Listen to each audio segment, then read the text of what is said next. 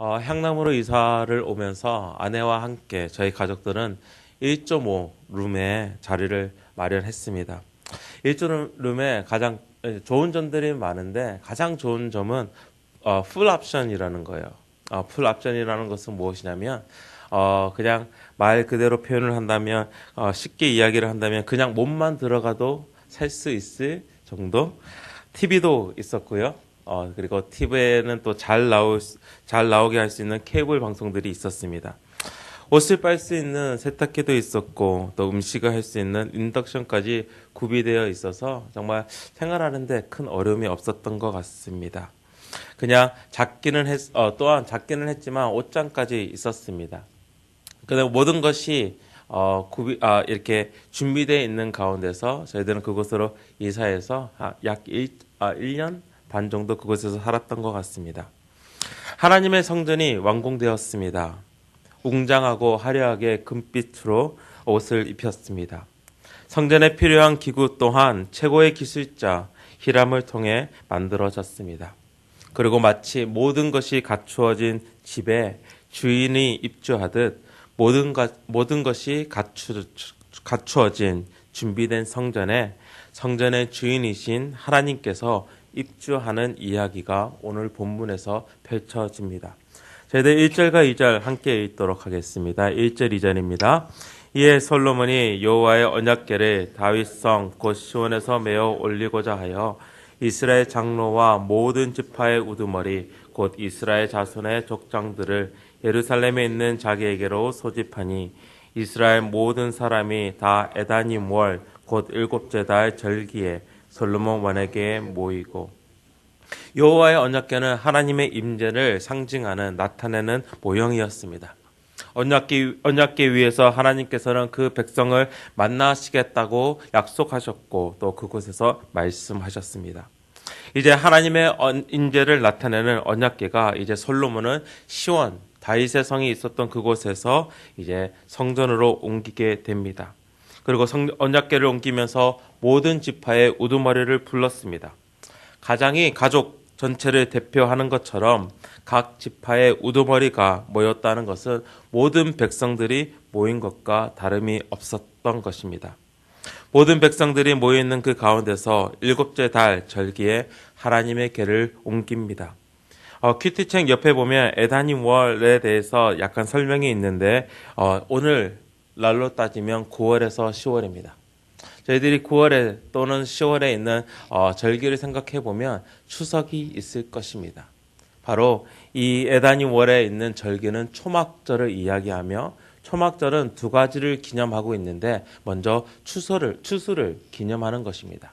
마치 우리가 추석을 기념하듯이 또 저희들이 지난 주에 추수감사 주일을 보내지 않았습니까? 이 추수감사절을 보내듯이 이 초막절은 이 추수의 기쁨 그리고 그 기쁨을 하나님께 감사하는 바로 절기였습니다. 또한 기념하는 것이 있는데 그것은 무엇이냐면 광야에서의 삶이었습니다.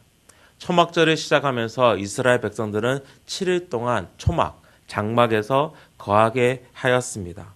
바로 광야의 생활을 기념하는 것이었습니다.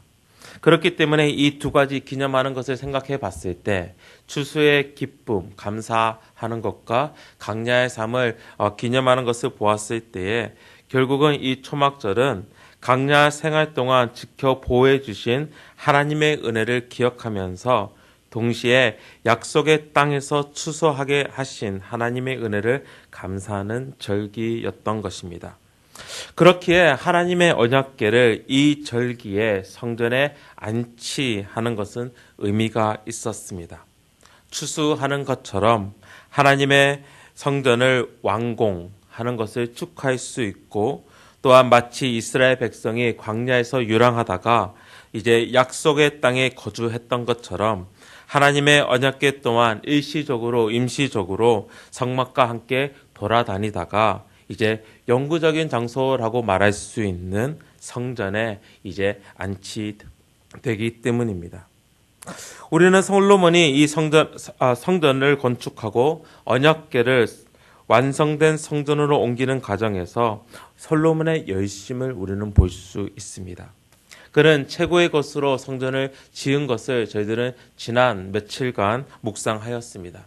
그가 사용한 재료는 정말 최고의 최상의 상품, 품질로 된 것들이었습니다. 최상의 것으로 웅장하게 그리고 아름답게 꾸몄습니다. 성전을 오늘 말씀 가운데서 나타나는 성전을 옮기는 그 과정에서도 솔로몬은 최선을 다한 것을 우리는 볼 수 있습니다. 이스라엘 장로들과 모든 지파의 리더들을 소집했던 것도 그 최선을 다한 것을 이야기하고 있고, 또한 5절 말씀에 보면 정말 셀 수 없는 양과 서로 제사를 드림으로써 그의 최선을 다하여서 또한 최상의 것을 드림으로써 언약궤를 옮기는 그 모습을 볼 수 있습니다. 그렇지만 이 말씀 가운데서 우리가 한번 묵상해야 되는 것은 그가 그것을 옳게 옮겼는가라는 질문을 던질 수 있습니다. 솔로몬이 이 언약궤를 옮기는 방법은 제사장들이 어깨에 메어 운반하는 방법이었습니다. 바로 3절 말씀, 4절 말씀에 보면 그러한 것들이 나타나는데요. 이 언약궤를 옮기는 그 과정 가운데서 머릿속에 자연스럽게 떠올리는 장면이 있었습니다. 바로 다윗이 언약궤를 처음 옮길 때의 그 모습이었습니다. 다윗이 언약궤를 그 빼앗겨졌던 언약궤를 처음 옮길 때 소의 수레에 실어서 옮겼을 때에 어떠한 일이 일어났습니까? 실패하는, 웃사가 죽는 그 장면을 저희들은 한 2달 정도 전에 묵상하였습니다. 다윗 또한 그의 최선의 방법으로 또한 최상의 모든 것을 동원하여서 언약궤를 옮기기 원했지만 실패하였습니다. 왜냐하면 방법이 올바르지 않았기 때문입니다. 우리는 이것을 잠시 생각하면서 한 가지 묵상해야 되는 것은 우리가 올바른 일을 하고 있는가 아니면 어떠한 일을 바르게 하고 있는가라는 그러한 질문을 던질 수 있다는 것입니다. 영어적인 표현에 이런 표현이 있습니다. Doing things right. 일을 올바르게 하라라는 표현입니다. 하지만 이것보다 더 중요한 것은 doing the right things. 올바른 일을 하는 것입니다. 일을 바르게 하라라는 말과 바른 일을 하라라는 말의 차이점이 무엇입니까? 어뜻 보면 비슷한 말 같지만 분명히 차이점은 있습니다. 일을 바르게 하라는 것은 어떤 일을 하더라도 그것을 잘해라 아니면 바르게 하라라는 것이고, 그렇기 때문에 어떤 도둑질을 하더라도 일을 바르게 하라라고 이야기하면, 나쁜 짓을 하더라도 바르게 하라라고 이야기한다면 그것은 잘못된 것이기 때문에 오히려 올바른 일을 하는 것이 더 중요합니다. 그렇지만 한번 생각해 보면 우리는 일반적으로 일을 바르게 하는데, 열심히 하는데, 잘 하는데 초점을 맞출 때가 많습니다. 무슨 일이든지 열심히 바르게 하면 된다라고 생각할 때가 있습니다. 그렇지만 우리는 일을 바르게 하는 것보다 바른 일을 하고 있는가를 질문해야 되고 점검해야 합니다. 그리고 그 바른 일의 기준은 무엇입니까? 바로 하나님의 말씀인 것입니다. 다윗이 자신의 최상의 방법으로 최선을 다해 언약궤를 옮기지만, 정말 열심으로 하나님의 언약궤를 옮기기를 원하지만 그 옮기는 방법 자체가 올바르지 않았기 때문에 하나님 앞에서 실패한 것이기 때문에 우리는 그 방법이 먼저 옳았는지 우리는 점검하여야 합니다. 우리는 어떠한 일을 하는가에서 바르게 하고 있는지를 묻는 것이 아니라, 점검해야 되는 것이 아니라 올바른 일을 하고 있는지를 점검하여야 하고, 그리고 그것이 올바른 일인지 아닌지를 점검하는 그 방법은 바로 하나님의 말씀인 것입니다.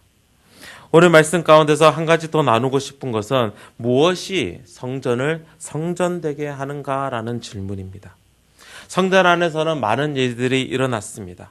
제사가 있었고 또 물두멍에 물을 사용해서 씻는 예식도 있었습니다. 하지만 제사를 드린다고 해서 내 자신을 그 물두멍에 있는 물을 통해서 씻는다고 해서 그 건물을 성전되게 하지 않았습니다. 성전 자체가 너무나 아름답게 또한 웅장하게 지어졌기 때문에 성전이라고도 부르지 않았습니다. 왜냐하면 솔로몬의 궁전 또한 웅장하게 화려하게 지어졌으나 솔로몬의 궁전을 성전이라고 부르지 않았습니다.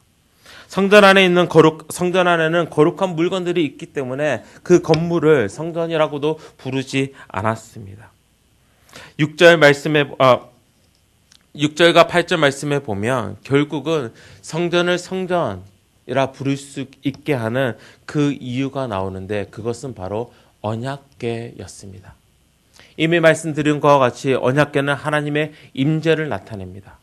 하나님의 임재를 나타내기 때문에 결국은 그 건물이 그 성전이 성전되게 하는 것은 그곳에 하나님의 임재가 있느냐의 문제라는 것입니다.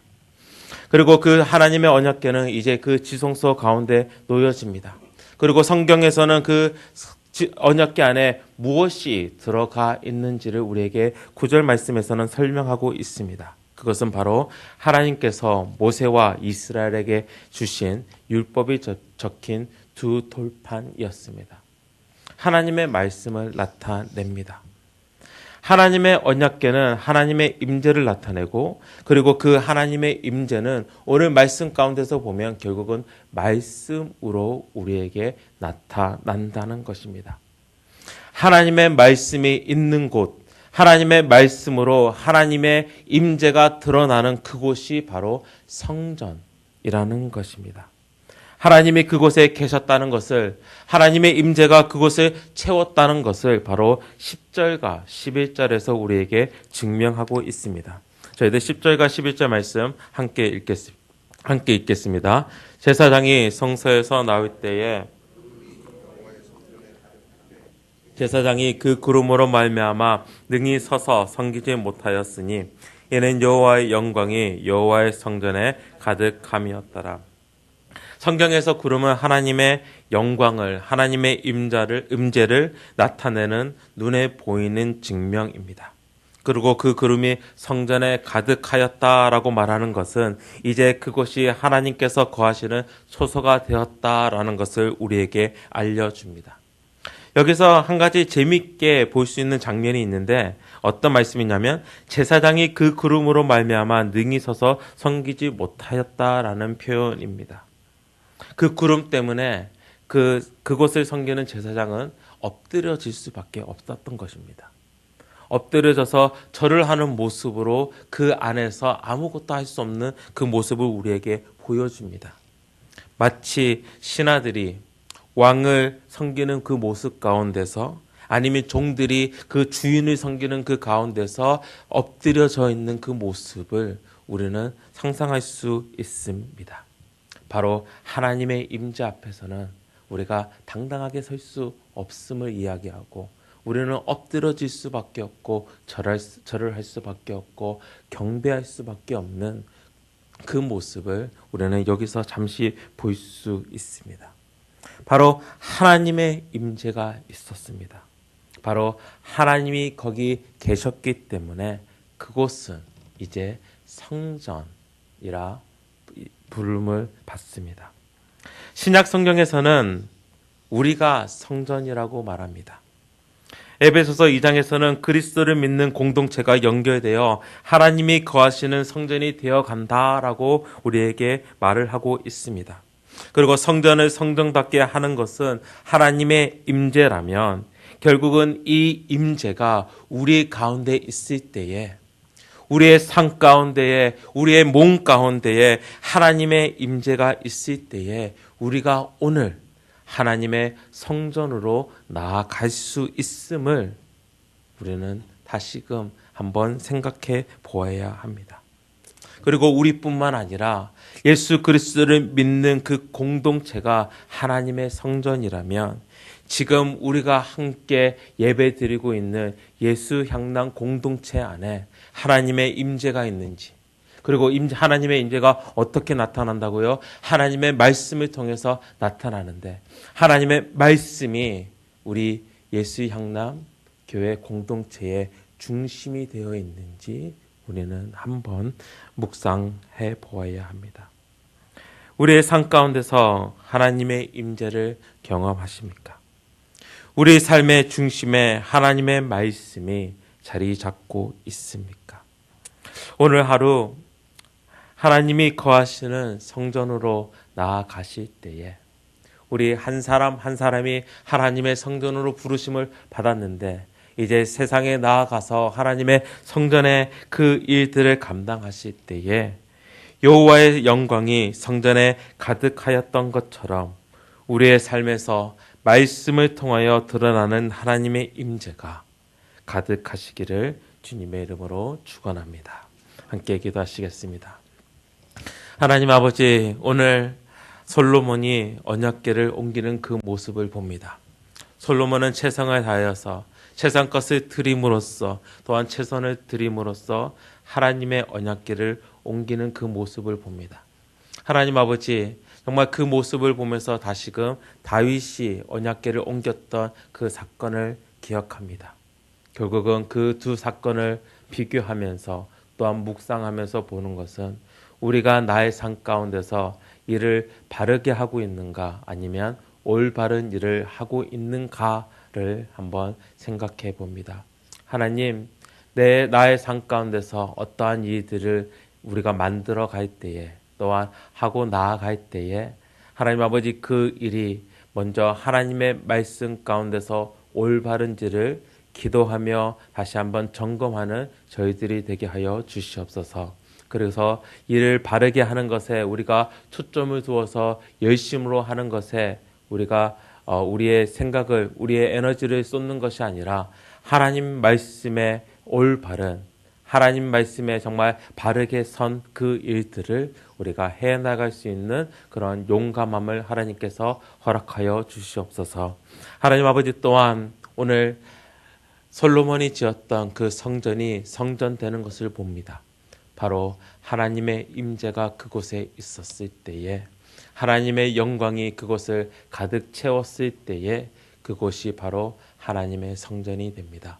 하나님, 신약에 들어오면서 또한 오늘 우리는 신약의 그 세대를 살고 있는데 결국은 성전이 바로 나 자신임을 이야기하고 있고 또한 우리가 함께 모인 공동체라고 이야기를 합니다. 하나님, 우리의 삶 가운데에 우리의 모든 가운데에 하나님의 영광으로 가득 채워 주시옵소서. 특히 우리가 섬기고 있는 우리가 함께하는 예수 향남교회 공동체 안에 하나님의 영광이 하나님의 임재가 가득하게 하여 주셔서 온전히 우리의 삶을 통하여서 하나님의 성전의 역할을 잘 감당할 수 있도록 하나님께서 늘 말씀으로 하나님의 말씀으로 우리 삶 가운데서 임재하여 주시옵소서. 이 모든 말씀 예수 그리스도의 이름으로 기도드립니다. 아멘. 하늘에 계신 우리 아버지여,